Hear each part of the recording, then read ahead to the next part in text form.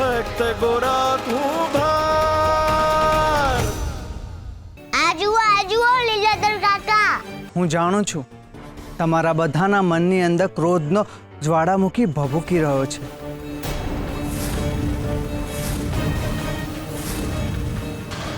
પણ એ ક્રોધનું કારણ હું નહીં, આ આભૂષણ છે.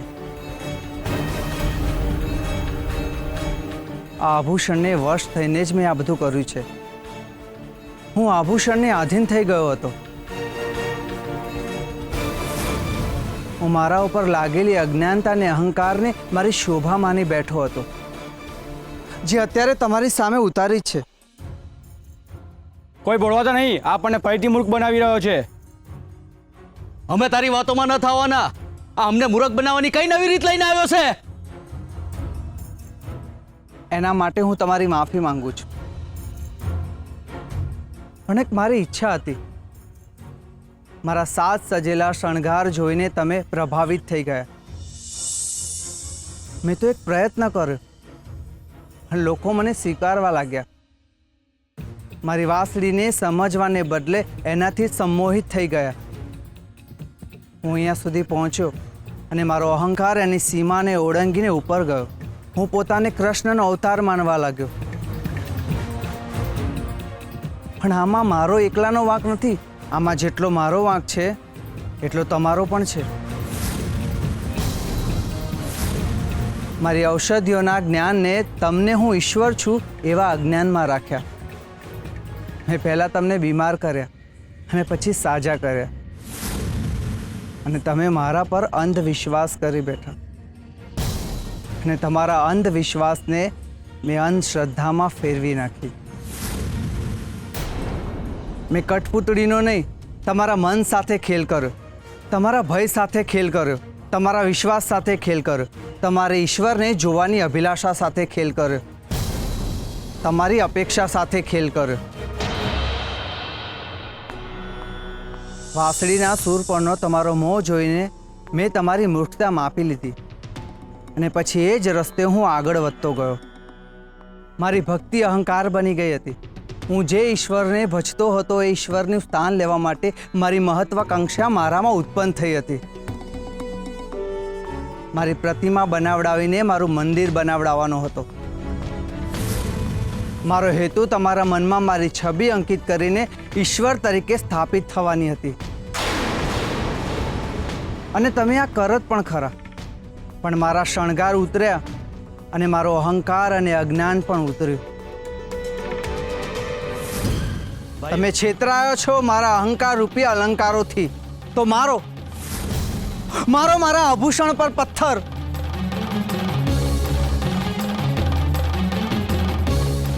ભાઈઓ, આની વાતથી અંજાતા નહીં. હા હા, આજે તો એને છોડીશું જ નહીં. હું તમને સમર્પિત થઈ ગયો છું. મારા અહંકારનું આવરણ ઉતરી ગયું છે. હું સજા ભોગવવા તૈયાર છું.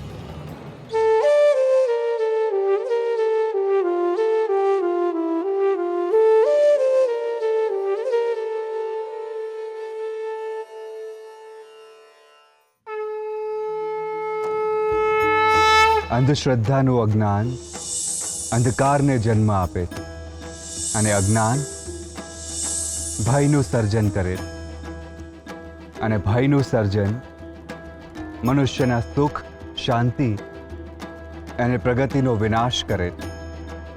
ભયનું કામ શું? મનુષ્યને જે વિષયનો ભય હોય એ વિષયથી દૂર રાખી મનમાં એ વિષયને લગતી પીડા આપવી. ભય અવિશ્વાસનું સર્જન કરે છે.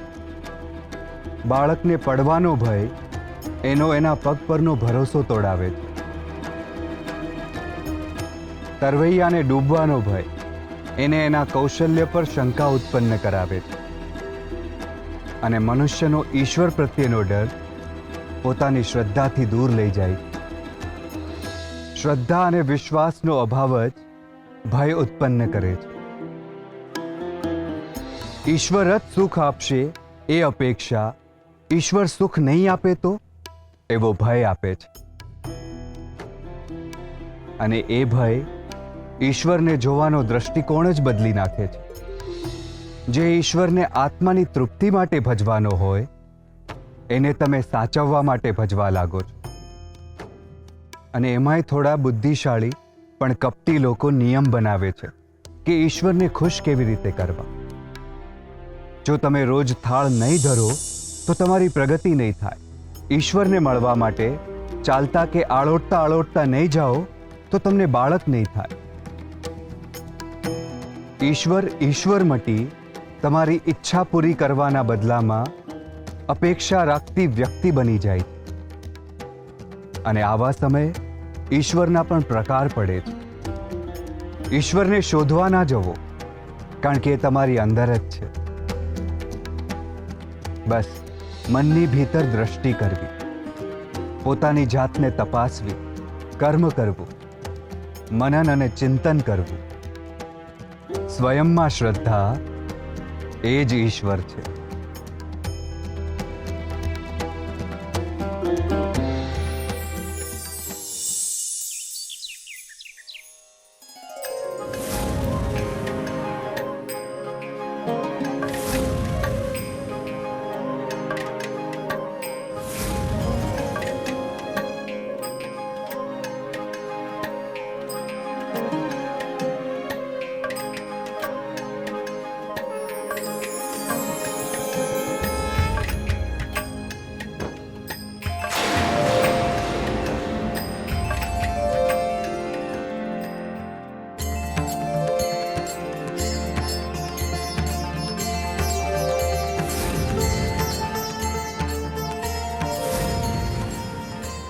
બોલો શ્રી કૃષ્ણ કનૈયા લાલની જય.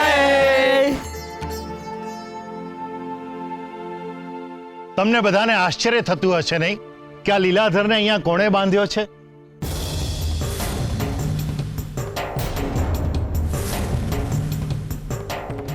પણ આપણા રાજા મુહિમ પરથી પાછા આવી ગયા છે અને ગુપ્તચર દ્વારા એમને બધી જ જાણ થઈ ગઈ છે. એટલે એમણે જ આ લીલાધરને આ સજા આપી છે.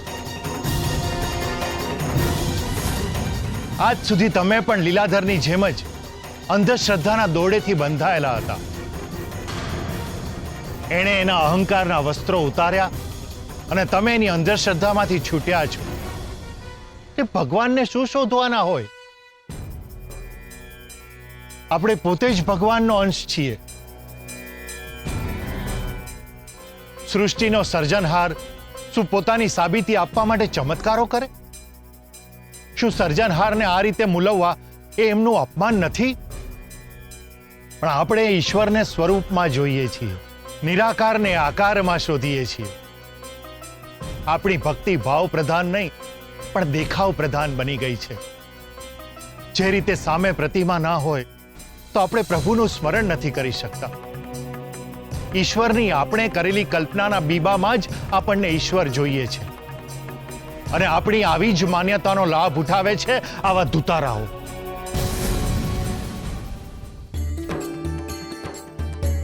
રોજ સવારે સૂર્યનો ઉદય થવો, ઋતુઓનું બદલાવું, શ્વાસનું આપોઆપ ચાલવું, વૃક્ષોનું મોટા થવું, આ બધી જ સાબિતી છે કે ઈશ્વર અત્ર તત્ર સર્વત્ર છે. ઈશ્વરને શોધવા નીકળશો તો આવા ઠગ જ મળશે, પણ ઈશ્વરને પામવા નીકળશો તો ભક્તિના રસ્તે સુખ મળશે. બોલો શ્રી કૃષ્ણ કનૈયા લાલની જય. આ તો ભગવદ્ ગીતા છે.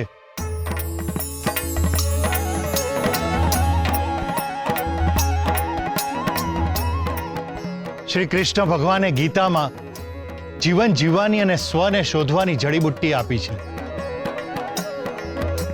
શ્રી કૃષ્ણએ કહ્યું છે કે શત્રુઓનો નાશ કર, મિત્રોનો સ્વીકાર કર અને કર્મ કર. શત્રુ એટલે કે કામ, ક્રોધ, મોહ, લોભ, મદ.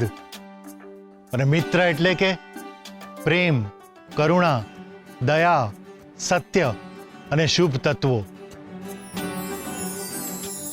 ગીતા એ માત્ર ધર્મગ્રંથ નથી, પણ ગીતા એ સ્વયં સુધી પહોંચાડતું મધુર ગીત છે. જીવનના દરેક પ્રશ્નોના જવાબ છે આ ગીતામાં. અને આજે જ નહીં હજારો વર્ષો સુધી ગીતાની શીખ મનુષ્ય માટે જડીબુટ્ટી સમાન બની રહેશે. બોલો કૃષ્ણ કનૈયા લાલની જય.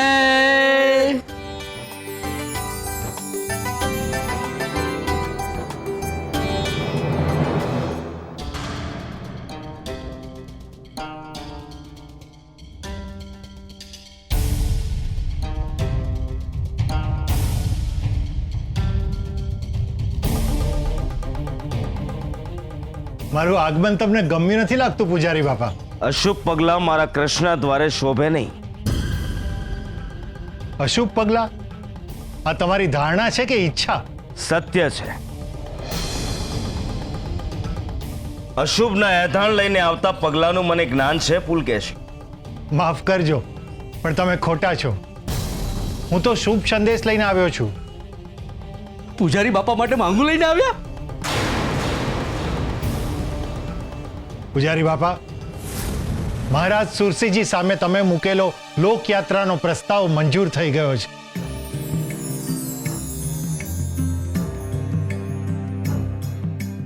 અતિ ઉત્તમ. મને હતું જ કે મારો કૃષ્ણ મારી સાથે રહેશે. મારા વિચારોનું સામર્થ્ય તો એનું બળ બતાવવાનું જ હતું. મહારાજની તીક્ષ્ણ બુદ્ધિ મારા વિચારોને પામી શકી એ વાતનો મને અતિ આનંદ છે. તમારા વિચારોની સરાહના થઈ છે. ઉત્તમ વિચાર છે. લોકયાત્રા એ સર્વ કલ્યાણની ભાવના માટે ઉદ્ભવેલો ભાવ છે. તેથી આ ધર્મ કાર્યનો શ્રેય તમને જ જશે પૂજારી બાપા. અને આપણા માધવપુર ગામમાં પહેલી વાર લોકયાત્રા નીકળશે.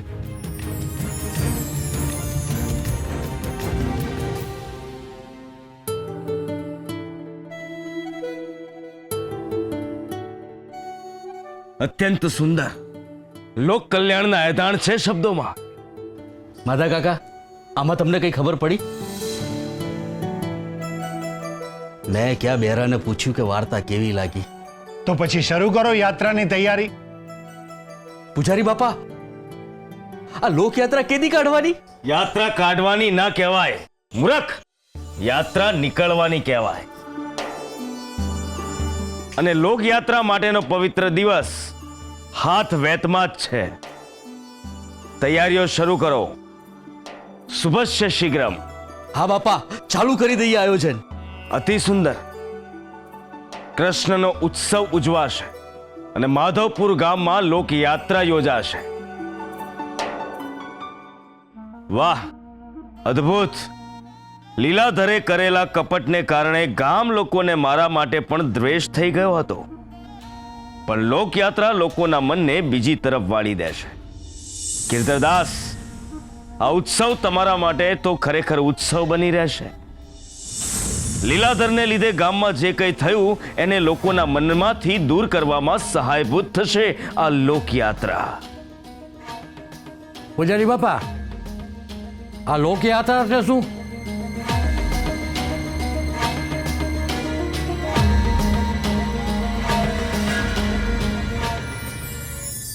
ગીતા. જીવનમાં ક્યારે આપણે અટકી જઈએ છીએ ત્યારે આપણે સૌથી પહેલા કોને યાદ કરીએ છીએ? માતા પિતા, મિત્ર કે પછી ઈશ્વર? આપણને એ વ્યક્તિ યાદ આવે છે જેના પર આપણને એવો વિશ્વાસ છે કે આ મને સાચી દિશા દેખાડશે. જો પોતાની જાતને નુકસાન પહોંચાડીશ તો પોતાનાથી પણ મને બચાવી લેશે અને યોગ્ય માર્ગે દોરશે. પણ પછી એવું લાગે છે કે આવું તો કોઈ નથી. પણ તમે જોશો તો આ બધી જ વસ્તુ એક જગ્યાએ જ સમાયેલી છે અને એ છે ભગવદ્ ગીતા. ભગવદ્ ગીતા એ માત્ર ધર્મગ્રંથ નથી, એ દિશા આપતું મધુર સંગીત છે. ગીતા એ કૃષ્ણ ભક્ત માટેની શુદ્ધ વાણી છે. જ્યારે તમને પિતાની સલાહ જોઈશે ત્યારે પિતા બનીને માર્ગ દેખાડશે. જ્યારે તમે કોઈ સમસ્યામાં ઘેરાયા હશો ત્યારે સમાધાન બનીને આવશે. જ્યારે તમે ક્યાંક અટક્યા હશો ત્યારે મિત્ર બનીને તમારી સાથે ચાલશે. ભગવદ્ ગીતાને સમજવી ખૂબ જ સરળ છે. ભગવદ્ ગીતાને મહાન શાસ્ત્ર તરીકે જોવાના બદલે પ્રિય પુસ્તક તરીકે જોવામાં આવે તો એને સમજવું એક બાળકના હાસ્યને સમજવું અને માણવા જેટલું સહજ થઈ જાય છે. ભગવદ્ ગીતા વાંચવાનો ને જીવવાનો ગ્રંથ છે. યુદ્ધમાંથી ઉત્પન્ન થયેલો પણ જીવનના દરેક યુદ્ધને શાંત કરતો ગ્રંથ એટલે ભગવદ્ ગીતા.